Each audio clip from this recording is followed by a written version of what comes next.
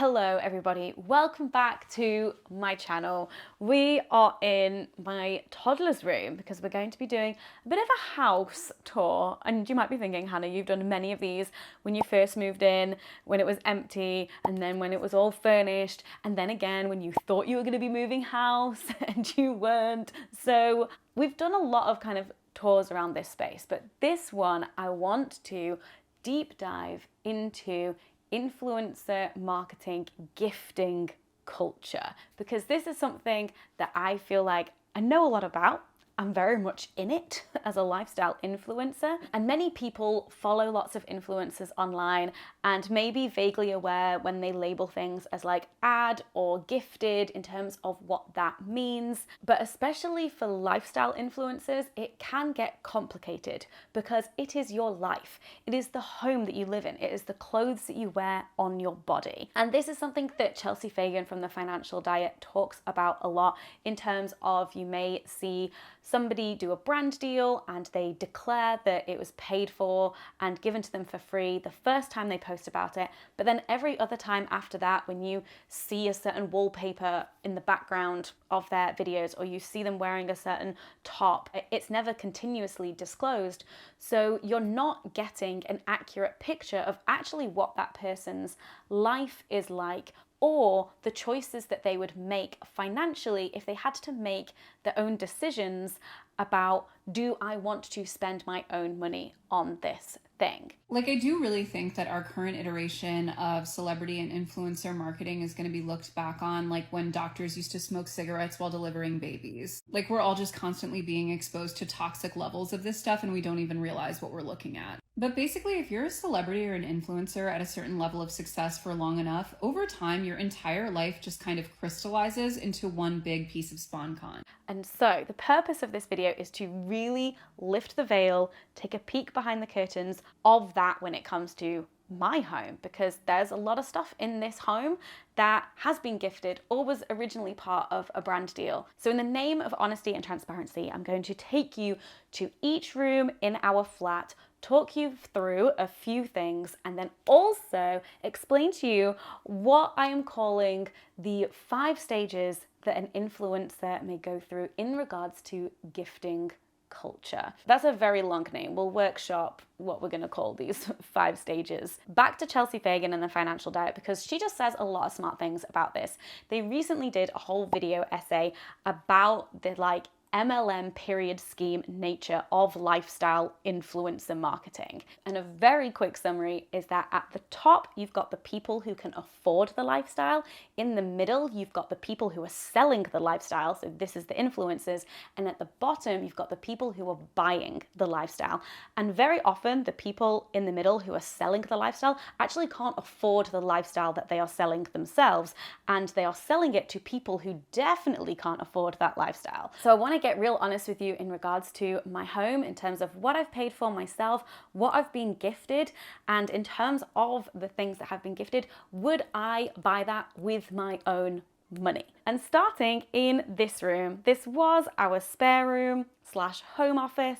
It is now a kid's room. I made a whole video of the room transformation for this room, and everything that we did bought for that, we paid for ourselves. So the bed, the bedding, the paint, and all of it. There are still some leftover bits from when this was home office and spare room, like the bookshelves and the art on the walls, because storage and shelves is great and we've got nowhere else to put that art. So might as well just stay in here. One of the main things to note in this room is gifted children's toys. So despite being a mummy influencer, I really do not get gifted that much parenting stuff.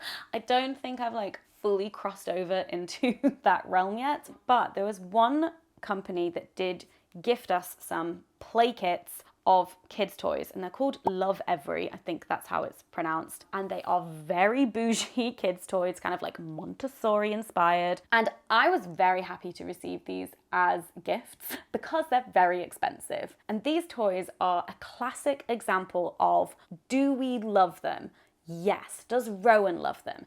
Yes. Would we buy it with our own money? No. I think that is a very common scenario with a lot of gifted things, and it creates that classic, the people selling the stuff can't actually afford that lifestyle themselves scenario. But they gifted us a few different kits, and I always said to them that I don't guarantee that I'll post about anything that I get gifted, and they were always totally fine with that. I think I posted about it one time, but clearly they're not seeing revenue come from me because I mostly just take it and go, thank you.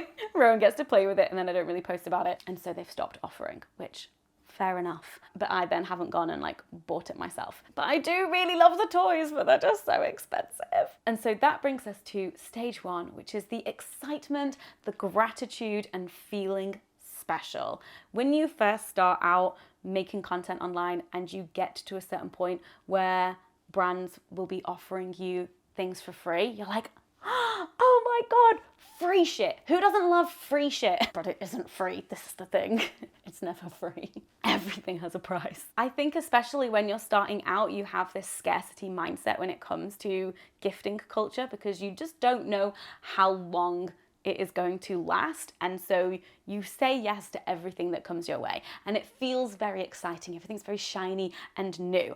And yes, I've definitely been there, and I've definitely been one of those influencers that would spend my own money on a product of a brand that I liked, like organically post about it and tag them in it, and then wait for the email or the DM to come in being like, oh my God, we saw you liked our stuff, let us know if you'd like us to gift you anything. It has worked many a time. It has worked many a time. That has been a very common strategy of mine back then and occasionally still today. But that excitement does not last. So let's move to the hallway.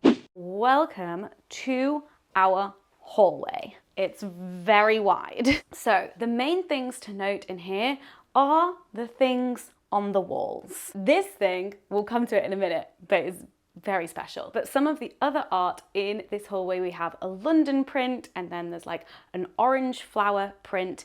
These were hashtag gifted as part of some ad campaigns. Wait, now I'm thinking maybe the London one wasn't. This is part of the problem. I think sometimes a lot of influencers like forget what they've paid for and forget what has been gifted.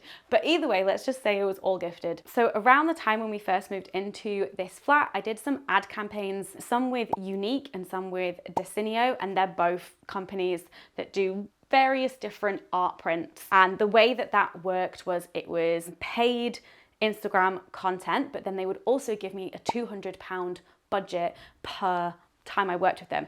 And I ended up working with them, I think 3 times, but the third time I was like, there's no room on our walls. We like don't need anything else, please. And so I gave that budget to my assistant, Moog, and they got a load of prints for their flat, and then we made content together around that. Because I liked the ones that I got the first couple of times that we worked together, and so I didn't want to get any more and like swap things around and just be constantly like churning things over in the flat. That didn't feel very me. So there are 2 prints in the hallway that we haven't paid for, 2 in the bedroom, at least 1 in Rowan's room, and 2 in the living room. Like that is a lot of art in our flat that we haven't paid for, which I'm very grateful for, but isn't necessarily a realistic reflection of how we would have done it or would have decorated the flat if it had been our own money, because we wouldn't have been able to like splurge all of that money in one go. It would have to have been a more gradual process,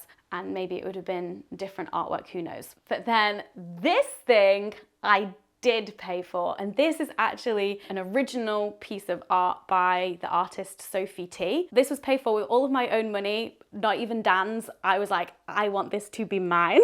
And I paid for it in installments. This was like my first experience of buying an original piece from an artist that I really liked.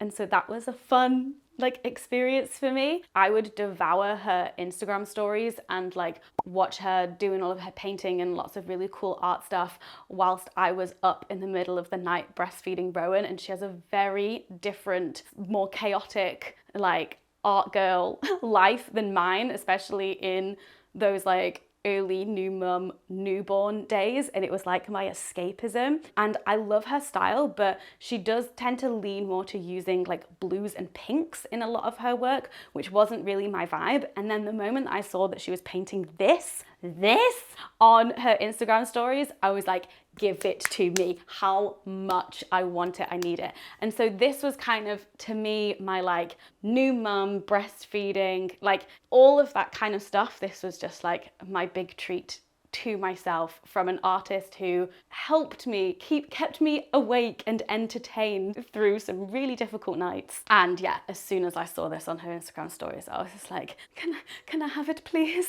But now we're on to stage 2. And this is where the confusion and realization comes in, which is that when you are starting to make money as an influencer, you're getting all the gifted things, you're having some success, so you're having potentially some financial success as well, you start to realize, oh, I can actually afford these things now, and yet I'm getting them for free. And I remember really clearly when I started to question this and be like, wait, what the fuck is going on? And then realizing that it extends far beyond influencer culture and into celebrity culture and everything as well, which is just that as soon as anyone is high profile enough to be able to afford things, you then just no longer have to pay for anything. That's just the way of the world. The people at the top, they have everything and they keep getting everything for free. And then the people at the bottom are being sold to, and the have-nots, if you will, and are being sold everything from the people who have loads of money and could afford to buy those things with their own money, but they're not. This is the stage where you should really start to question everything and just be like, oh my God, this is obviously like a system much bigger than me, but then also like, oh, I'm now in this pyramid scheme. Great. And you're in the middle tier. You're not even in the best tier, like at the top where, you know, everyone is filthy rich and mega famous. You're like in the middle where you may or may not actually be able to afford everything that you have. And then the politics are even more complicated and you're selling things to people who look up to you and maybe they can't afford the things that you're trying to sell to them that you can't afford, but you're pretending like, or you seemingly have a lifestyle that actually you can't afford. It's messy. It can get potentially very messy. Do I overthink these things? Yes, I do. But let's move into the bathroom and talk about one of the industries that is the worst for this kind of thing.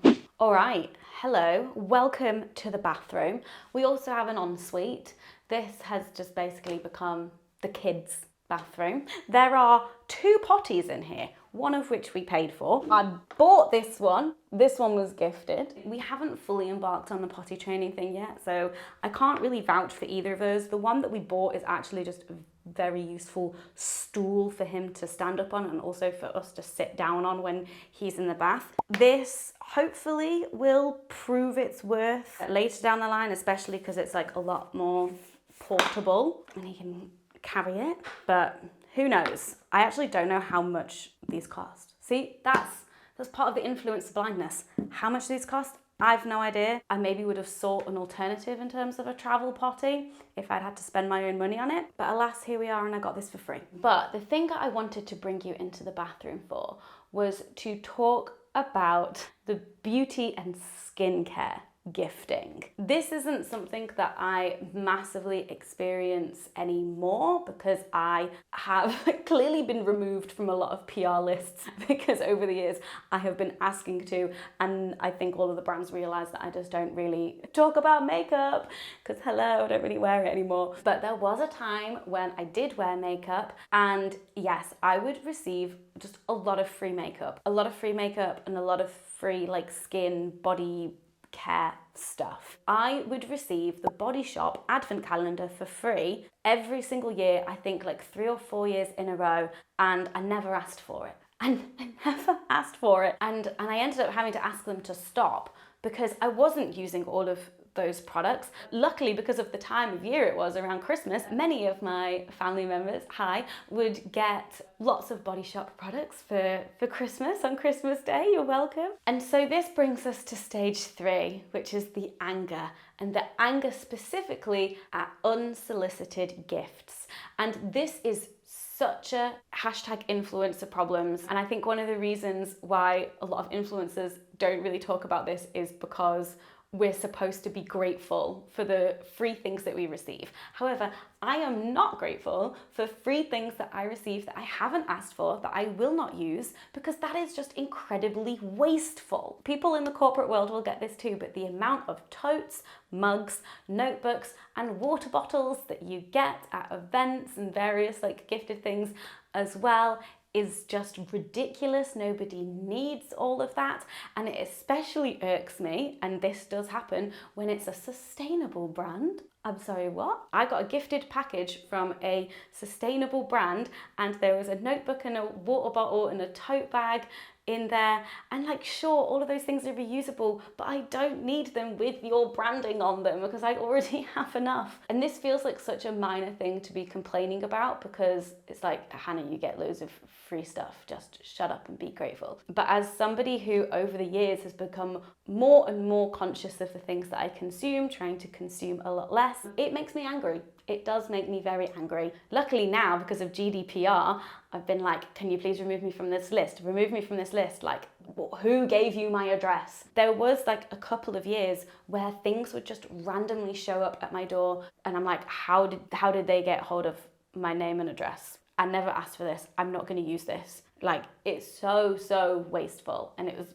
very, very annoying. And I totally get if listening to me say this is just so unrelatable to you. I get that. It's a very weird niche job position that I'm in. There are many people out there who be like, I fucking wish that random free shit would arrive at my door. Yes, and that is the world that we live in. That the people who don't want it keep getting it. But yes, thank you. That's my rant about unsolicited gifts. Another item that I wanted to talk about is my razor, which is in the other bathroom, because that was gifted to me as a potential brand campaign. They wanted to work with me on some content. The brand is Estrid, and I was like, well, I would like to try the razor first.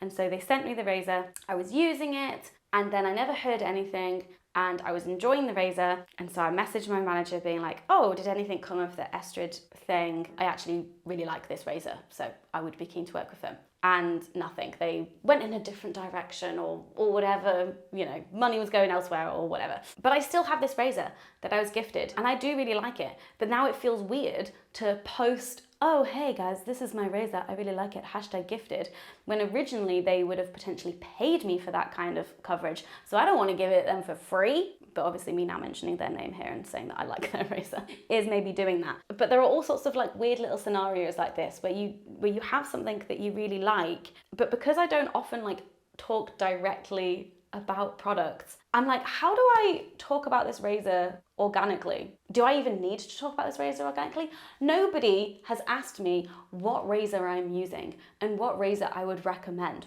No one's asked me that. Does anyone care? But then I feel like I have this dirty secret that I'm using a razor that I haven't paid for, and I need to disclose it at some point. Again with the overthinking, Hannah. But now let's move to our kitchen/living room area.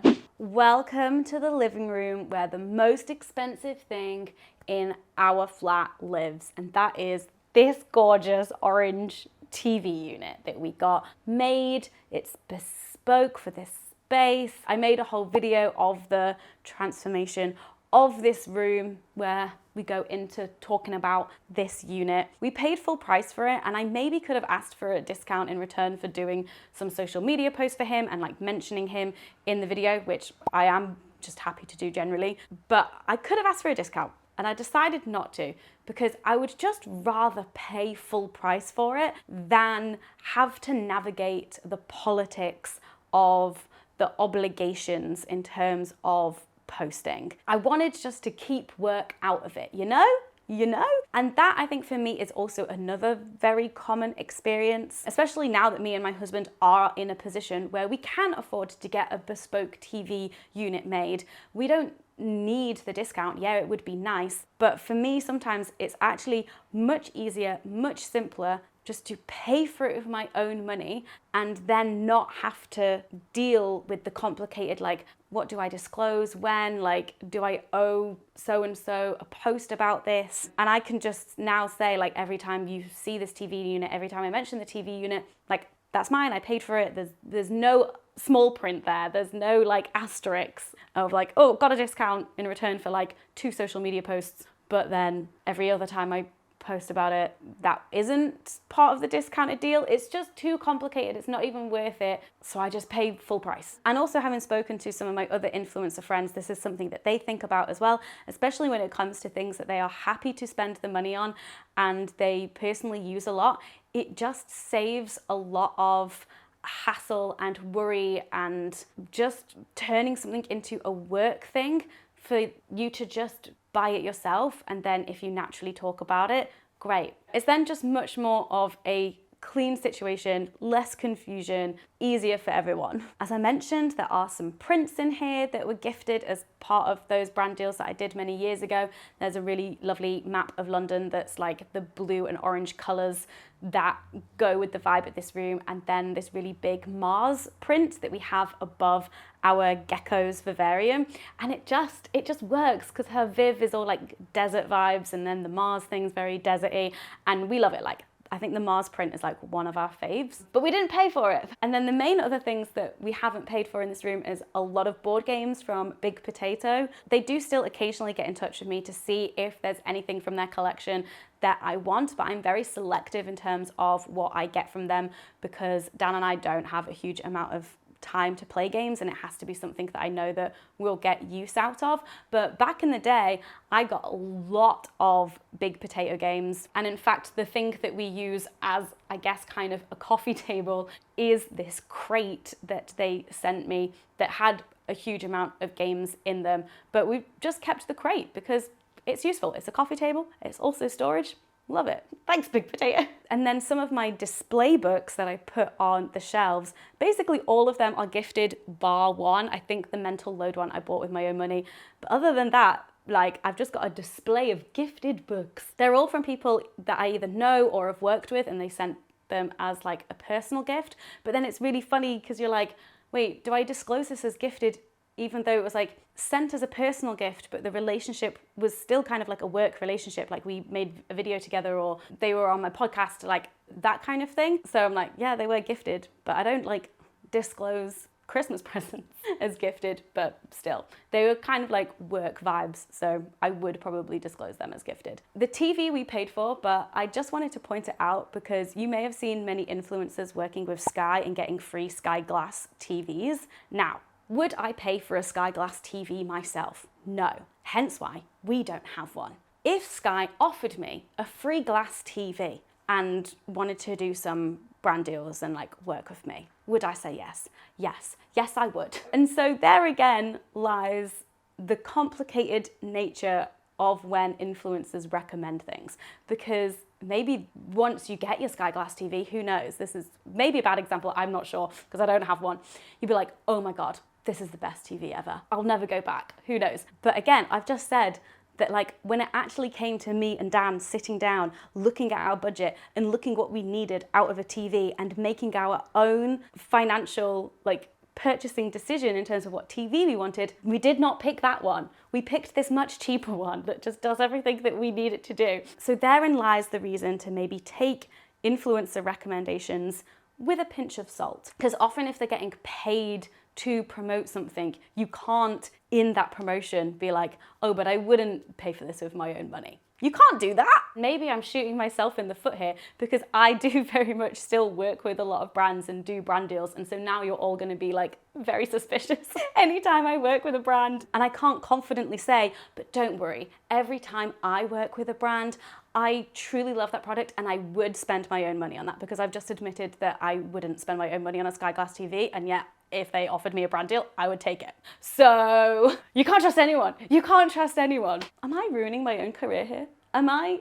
We'll see. This either makes me more trustworthy as an influencer or less trustworthy as an influencer, and honestly, I don't know. I don't know which one it's gonna be. But that brings us to stage 4, which is strictly business. So this for me is really asking myself those questions when a gifted opportunity comes up of when is something of value, and also when is it of value to me personally, because value is entirely subjective depending on what your needs are, what your taste is, what you want, you know, all sorts of things. And then another thing to consider is what is the price of this product versus the price of a promo post if you were to do an actual brand deal with them where they pay for that post. Often when I have posted about something that has been gifted to me, if they were to have paid for that post and had some control over what I was going to say about their product, then that would have cost them so much more than just providing me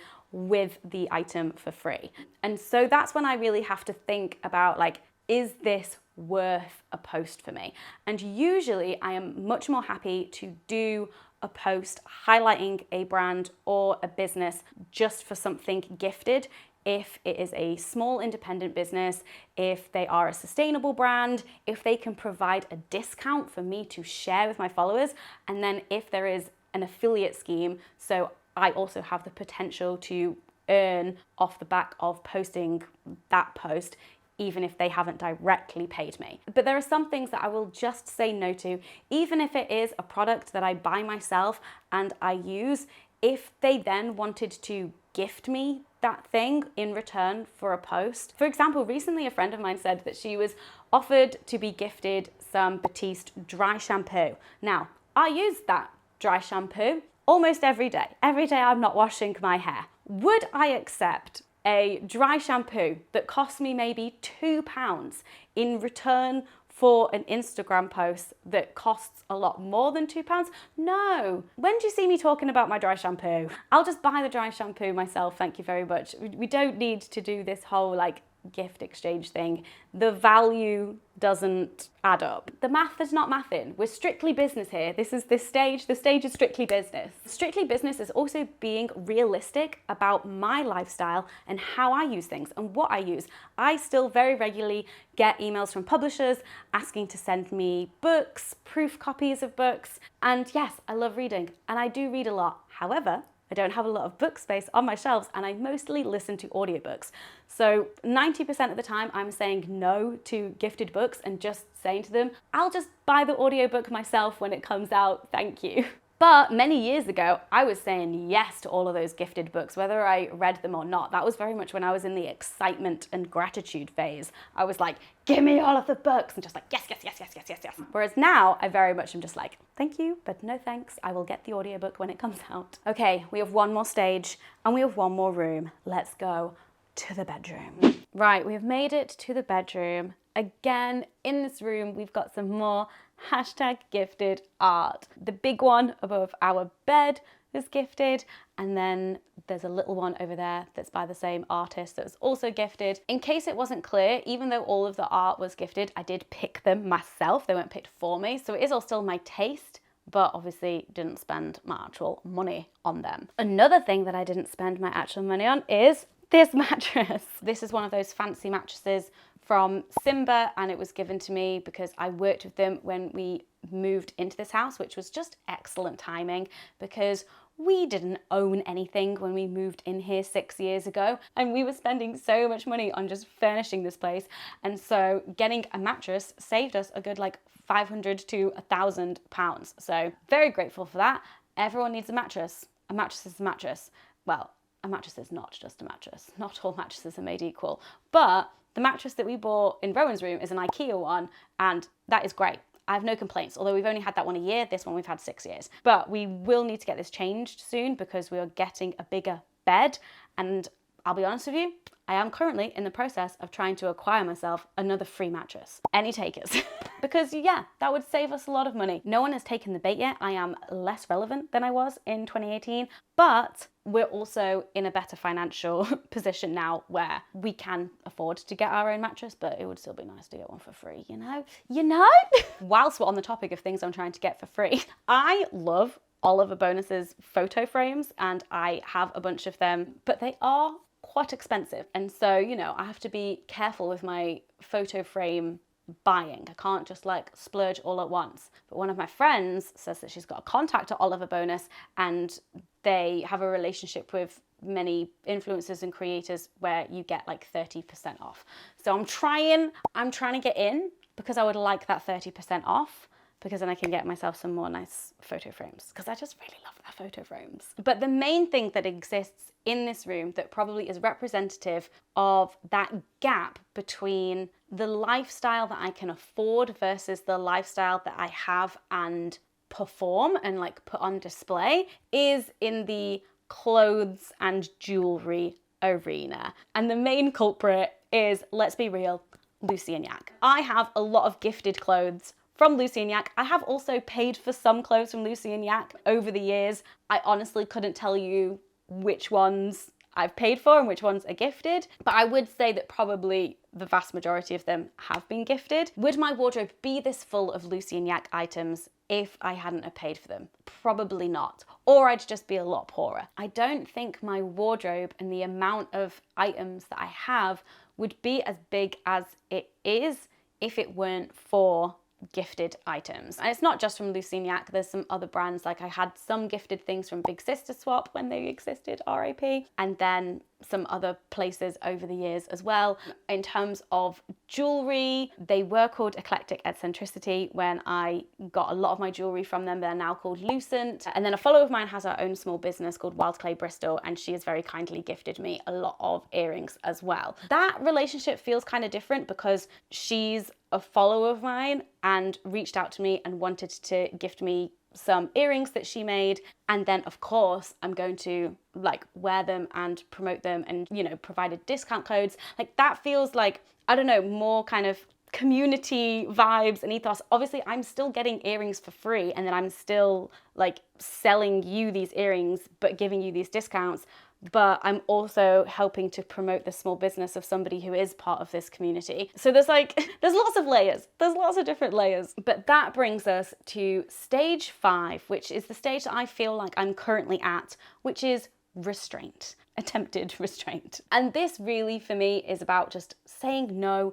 to most things, not accepting things just because they are free, but really asking those questions about, is this something that I want and need? And then is it something that I am happy to deal with the politics and navigating of like the business gifting side of things? And like, do I want a like business relationship in this situation? Or would I rather just like not have to deal with all of that and just buy the thing myself? I often find myself saying yes to gifted things more often if I'm actually like intrigued by what it is but a bit unsure, and I think that there could be value here of me getting something for free, trying it out, and then like giving my honest feedback and review of something. Like that feels valuable. But there are some areas where that does feel relevant to me. Like I recently been gifted like bras from a small business, and I have big boobs and people know that, and a lot of people ask me like, where'd you get your bras from? And so